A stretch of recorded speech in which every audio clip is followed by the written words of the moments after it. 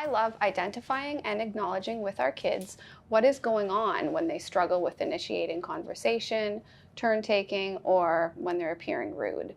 Watching a YouTube video about DLD or social language can be validating for them and act as a springboard to discuss what is going on with their social interaction. We can use metacognitive and other executive function skills to help our kids learn social communication expectations. We can share things like, sometimes when you're talking to your friends, it can be hard to recognize whose turn it is to talk.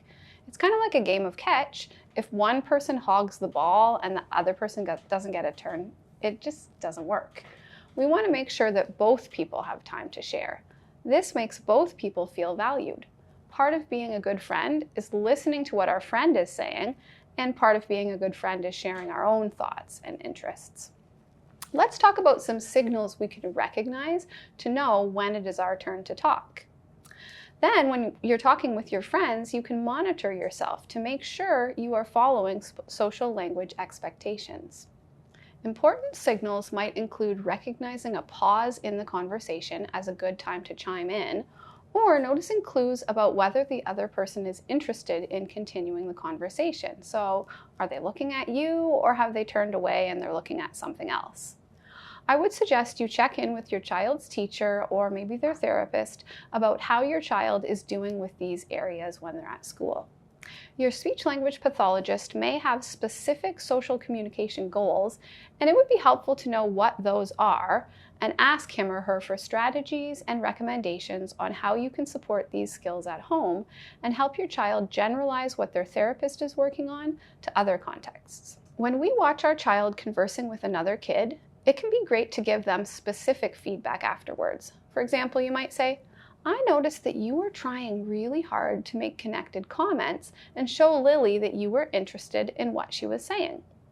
When she told you about her baseball practice, you asked her questions about baseball, and that showed that you were paying attention and that you cared about what she had to say before you told her about the cookies we baked last night.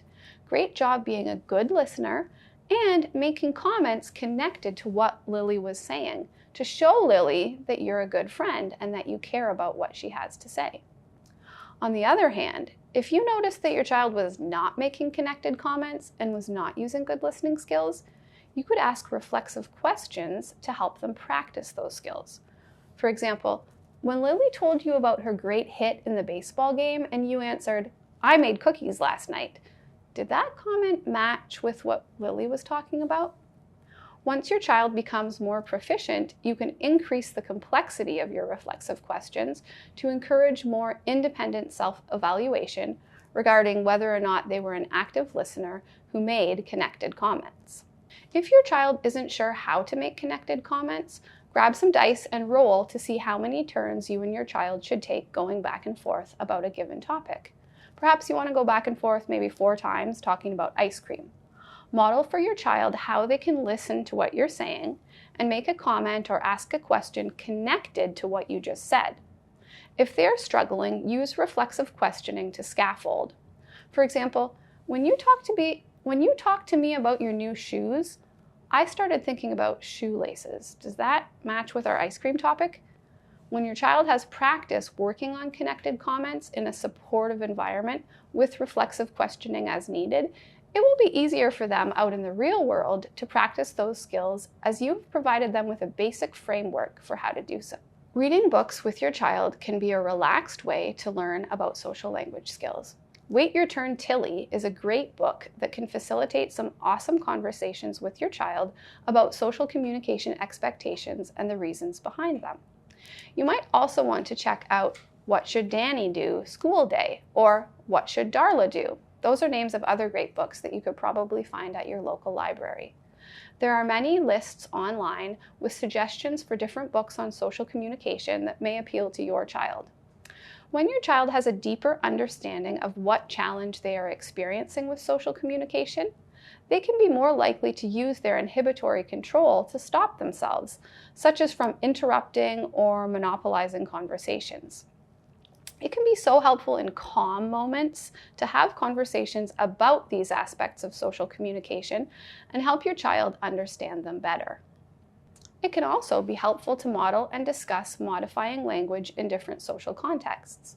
With younger kids, it could be funny for you to grab some of their favorite toys and act out different scenarios and then discuss what went well or what went wrong and why. So if Spider-Man is talking to Superman, he could use slang and informal language, and that would be appropriate. However, if Spider-Man is talking to a Lego man who's actually his pretend boss, he should speak differently. It can be great to be silly with your kids and have Spider-Man make some mistakes and have some successes. Then model and talk through these interactions using reflexive questioning in a pressure-free environment.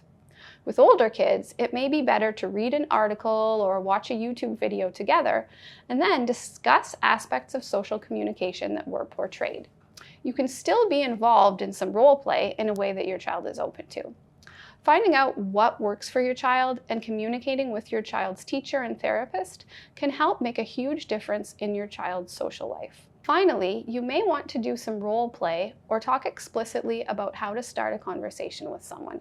Your child may benefit from a plan with listed steps, like first you start with a greeting using the person's name, then you might want to ask the person about their weekend or make a comment about something the two of you have in common. After that, you can move forward with a specific question or topic that you had wanted to discuss. Speak with your child's therapist to determine if they have any goals in this area and how you can best support these goals. Consider modeling starting a conversation for your child the next time you go to a party together or when you start a conversation with another parent at their skating lesson.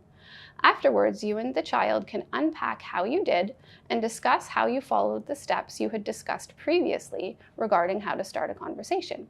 It may feel contrived at first, but remember that you are equipping your child with very important skills they may lack, and this is a beautiful gift that you can give to your child.